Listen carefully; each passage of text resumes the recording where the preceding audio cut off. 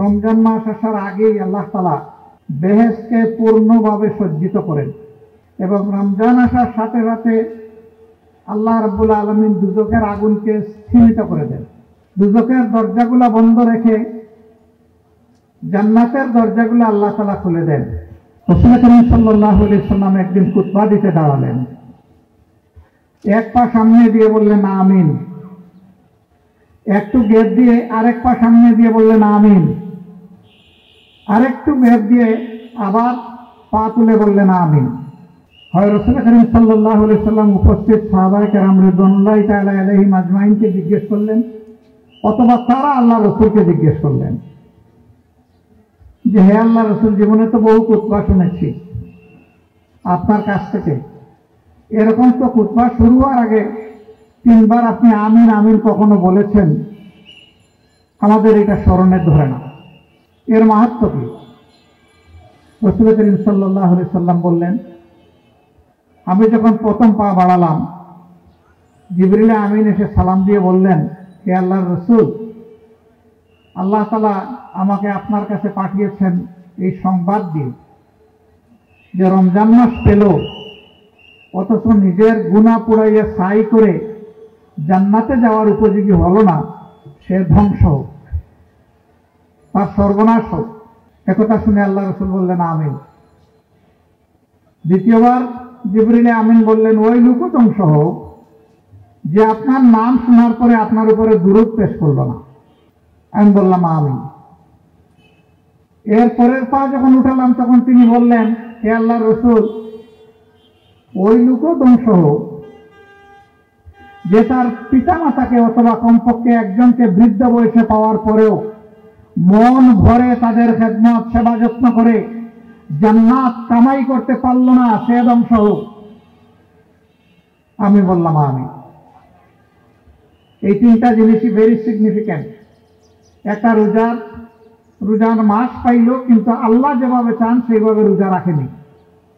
দ্বিতীয়টা আল্লাহ রাসূলের নাম শুনলো, যার কারণে দুনিয়ার এত নিয়ামত আল্লাহ তাআলা দান করেছেন, তার প্রতি শুকরিয়া আদায় করে সাল্লাল্লাহু আলাইহি ওয়াসাল্লাম পড়লো না, দুরূদ পেশ করলো না।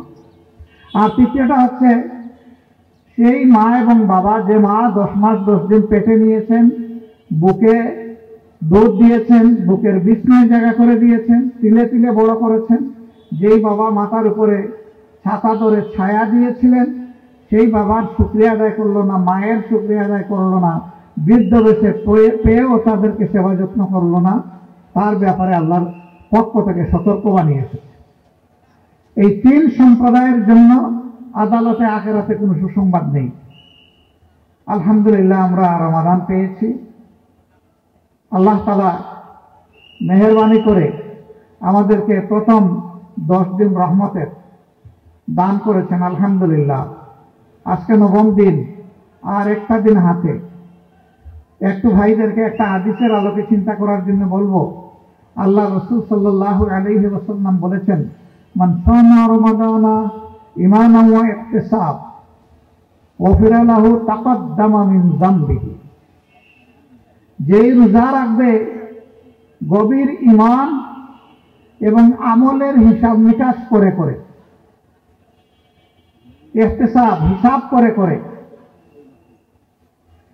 আল্লাহ রাসূল সুসংবাদ দিয়ে বলছেন, আল্লাহ তাআলা অতীতের সকল গুনাহ তার মুছে দেবেন, মাফ করে দেবেন। সুবহানাল্লাহ। এই হিসাবটা কি ভাই? হিসাবটা হলো আপনি আল্লাহর বান্দা।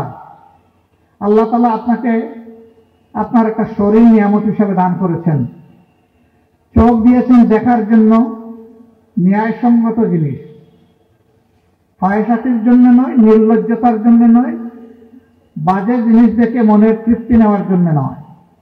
এই চোখ দিয়ে কি দেখবেন কি দেখবেন না তার বিধান আল্লাহর পক্ষ থেকে এসেছে।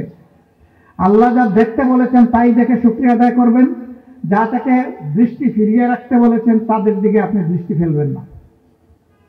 আল্লাহ তাআলা কান দিয়েছেন শোনার জন্য, কিন্তু সারাদিন ইয়ারফোন দিয়ে আপনি বাজে গান শুনবেন না, বাজনা শুনবেন না।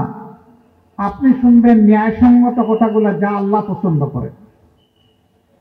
আল্লাহ তাআলা নাক দিয়েছেন ঘ্রাণ নেওয়ার জন্য, আপনি এই যে ঘ্রাণ নেওয়ার শক্তি আল্লাহ তাআলা দিয়েছেন, এর কারণে নাকের সামনে আসার সাথে সাথে কোন খাদ্য পচা বাসি আর কোনটা সঠিক নাক বলে দিচ্ছে, আপনি সাথে সাথে আল্লাহ শুকরিয়া আদায় করবেন। হাত দিয়েছেন ধরার জন্য, আপনি এই হাত দিয়ে কল্যাণকর কাজ করবেন, নিজের, পরিবারের, সমাজের, রাষ্ট্রের। আপনার হাত দিয়ে কোনো অকল্যাণ করবেন না। পা দিয়েছেন হাঁটার জন্য, আপনি আল্লাহর নাফরমানির রাস্তায় হাঁটবেন না, আপনি হাঁটবেন আল্লাহর ফরমাবরদারি বা সন্তুষ্টির রাস্তায়, হেদায়েতের রাস্তায়। এইভাবে আপনি আপনার শরীরের হিসাব করবেন, জীবনের ফেলে আসা দিনগুলো 1, 2, 5, 10, 40, 50, 60, 70, 80 আমি যে বছরগুলা ফেলে এসেছি, আমি কি আল্লাহ তাআলা আমার শারীরিক নিয়ামতের শুকরিয়া আদায় করেছি? আপনি হিসাব করবেন, গত রাতে যে সাহারিটা আমি খেয়েছি, আমার এই খাদ্য হালাল রুজি থেকে কিনা ছিল কিনা। কারণ হারাম খাদ্য খেয়ে আল্লাহর রোজা কবুল হবে না। ওরকম কিছু বাজে জিনিস নিয়ে যারা রোজা রাখে, ফেরেশতারা দিন শেষে গরুবে মাগরিবের সময় তার রোজাকে পুতলা করে তার মুখের উপর ছুঁড়ে মেরে বলেন, তোর রোজা তোর কাছে, এই রোজা মাথার চুলের উপরে উঠবে না। আমি হিসাব করব যে আমার চলাফেরা আজকের দিনটা আমি মানুষের সাথে সদ আচরণ করেছি কিনা, আমানত রক্ষা করে চলেছি না, সত্য কথা বলেছি কিনা, আল্লাহ নির্ধারিত ফরজগুলো আদায় করেছি কিনা, এবং মাখলুকের যে হক, আল্লাহর বান্দাবান্দের যে হক, আমার মা বাবার হক, আমার স্ত্রীর হক, আমার সন্তানাদের হক, আমার প্রতিবেশীর হক, আমার কর্মস্থলের সহকর্মীর হক, আমার সমাজের সহকর্মীর হক, আমি তাদের হক আদায় করেছি কিনা। এইভাবে যদি একজন বান্দা তার নিজের হিসাব নিজে করে, হযরতে আলী কারমুল্লাহি ওয়াজহু অথবা হযরতে উমর ইবনে খাত্তাব রাদিয়াল্লাহু তাআলা আনহু বলেছেন, যে বান্দা দুনিয়াটাকে নিজের হিসাব নিজেই নেয়, আশা করা যায় আদালতে আখিরাতে তার হিসাব আল্লাহর দরবারে হালকা হয়ে যাবে, ভারী হবে না। এই হিসাব নিয়ে যারা রোজা রাখে, আল্লাহ রাসূল বলেছেন যে এদের অতীতের সব গুনাহ আল্লাহ মুছে দেবেন, দুটা জিনিস ছাড়া। একটা হচ্ছে আল্লাহ সত্তার সাথে শিরক, আরেকটা হচ্ছে কোনো মানুষের বৈষয়িক হক। এই দুইটা যদি কেউ বন্দী থাকে, তাহলে এটা সংশ্লিষ্ট জায়গা থেকে মুক্ত হতে হবে এবং শিরক ছেড়ে দিতে হবে, তাহলে বাকি সমস্ত গুনাহ আল্লাহ মাফ করে দেবে। আল্লাহ রাব্বুল আলামিন যেন আমাদেরকে রোজার হক আদায় করে, তাকে ভয় করে রোজা রাখার তৌফিক দান করে। আমাদেরকে আল্লাহ তাআলা যেন কলবান খাশিআন ওয়া শাকিরা এনায়েত করেন। আমাদের কলব, আমাদের অন্তর শুধু আল্লাহকে ভয় করবে আর তার সমস্ত নিয়ামতের গুণে গুণে শুকরিয়া আদায় করবে। এমন কলব যাদের হয়ে যাবে, সেই কলব জান্নাতি কলব। আল্লাহ তাআলা ভাই বোন সবাইকে সেই জান্নাতি কলব দান করুন। আপনাদের আমলে আল্লাহ তাআলা অফুরন্ত বারাকা দান করুন।